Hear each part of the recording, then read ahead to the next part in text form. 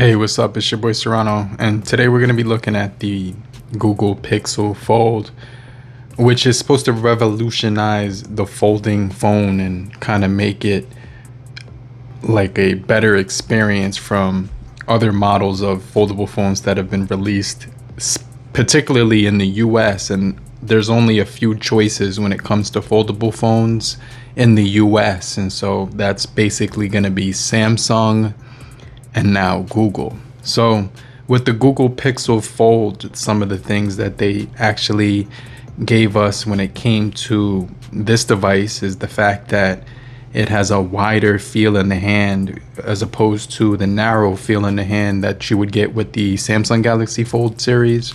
And so the Samsung Galaxy Fold series is literally like their Note phone, but basically with an implemented dual screen and the option to use the pen externally from the phone because it's not able to fit inside the phone. And so this device is actually a phone that doesn't have an S Pen.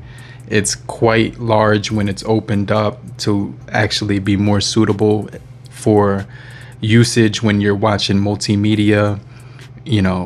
If you want to use the outside display, you can actually do that because the outside display is definitely wide enough, it's tall enough, it feels really good in the hand.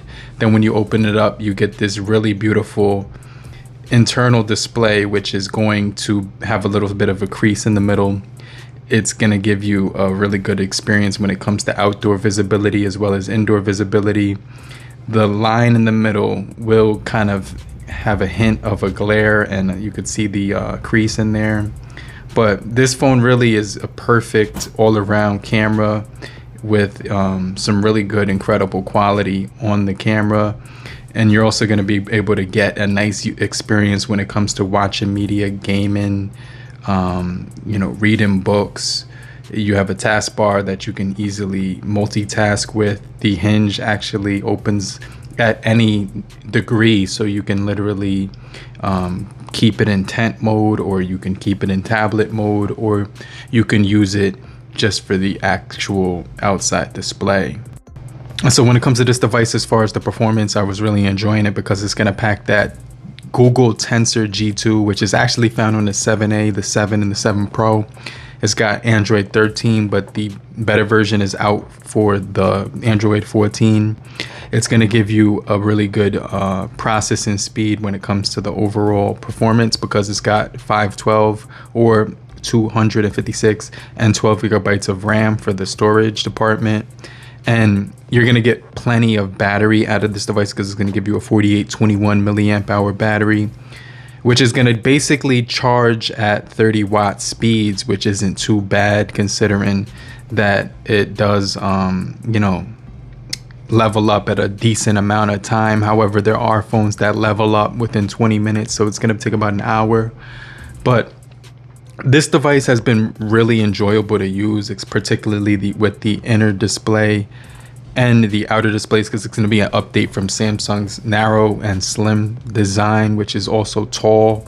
This one's is actually a lot shorter, and it looks better in tent mode. And when it's in this mode right here, which is the laptop mode, it's actually a lot better of an experience when using this device over the Samsung Galaxy Fold device, because the screen is going to be a lot taller and wider, and so it's going to make for a better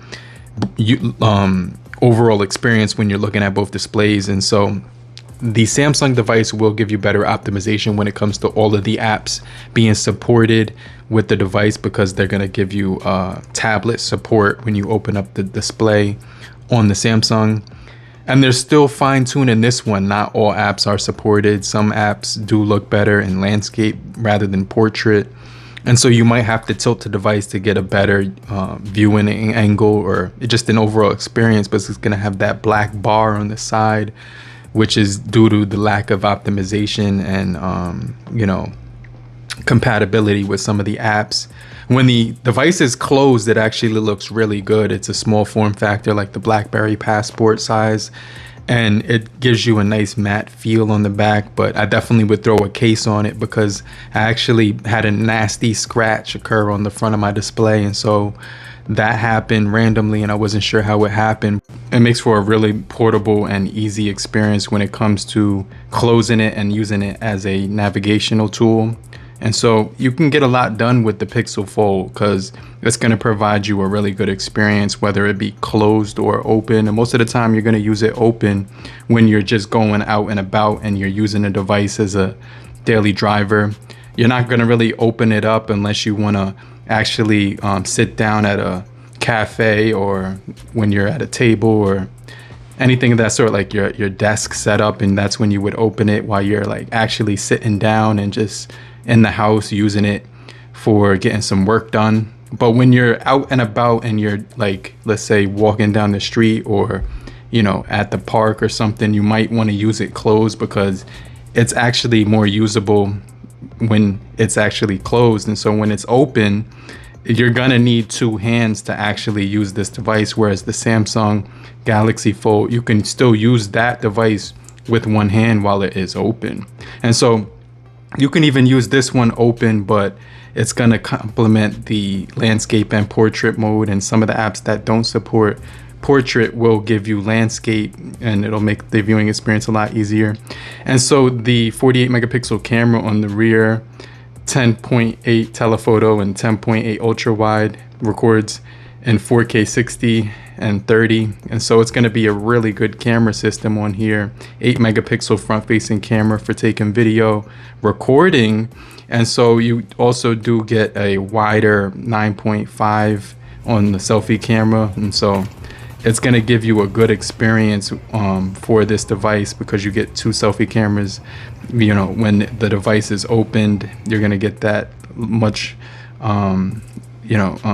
better experience when you actually use the rear camera as a front-facing camera, because you can open it and flip it around and use the rear camera as your front-facing camera.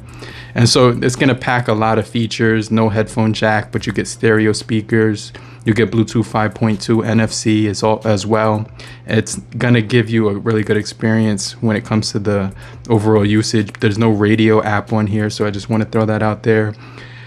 The device actually does fit in the hand nice with the 5-point-inch ratio when it's closed, and it fits really good in the hand, has a nice matte material. But I actually recommend putting a case on this device, and so make sure you watch another video about my phone case review for this device, because there's a lot of cases that this device will be compatible with. And so if you're still here, just type in the comment section, I'm still here, so I know you're still kicking it with me.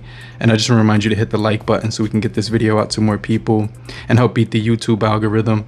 But you can definitely pre-order this device on Google, Best Buy. If you want to get it right away, you can go to T-Mobile, AT&T. And so as far as the battery performance, I was getting about a day and plus more. So at the end of the day, I would probably have about 20% when I woke up at 6:30 in the morning and ended my day at midnight.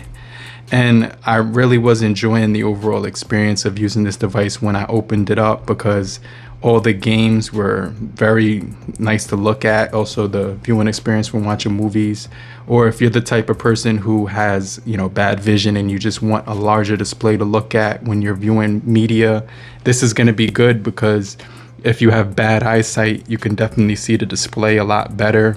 And so there's a lot of people that this device is for, whether it be you need a bigger display to look at, whether it be you want to multitask and get a lot done, or whether it be you're just a tech enthusiast and you want the latest and greatest technology that is offered right now from a foldable device. And so when you compare it to the Galaxy Fold devices, this one's going to have a wider frame, wider viewing experience when it comes to the display. And so it's not going to be a narrow experience. It's going to definitely be nice when you have it in this mode, because you can actually type on the bottom, which is going to open up the keyboard when you fold it. And so you can still browse the web with it in this fashion, which is going to make for a really pleasant experience overall. But I definitely recommend getting a screen protector too, because it will, scratch easy. But I just want to mention that this device has been a solid experience after using it for about 72 hours. I like the battery, I like the cameras, and I like both displays. But let me know what you guys think about the Google Pixel Fold down in the comment section. I like the fact that they did do something different than what Samsung did, and so I could definitely recommend it if you're willing to spend the money, but you do gotta pay to play.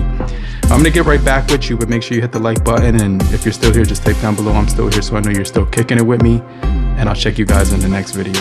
Later, crew. Peace.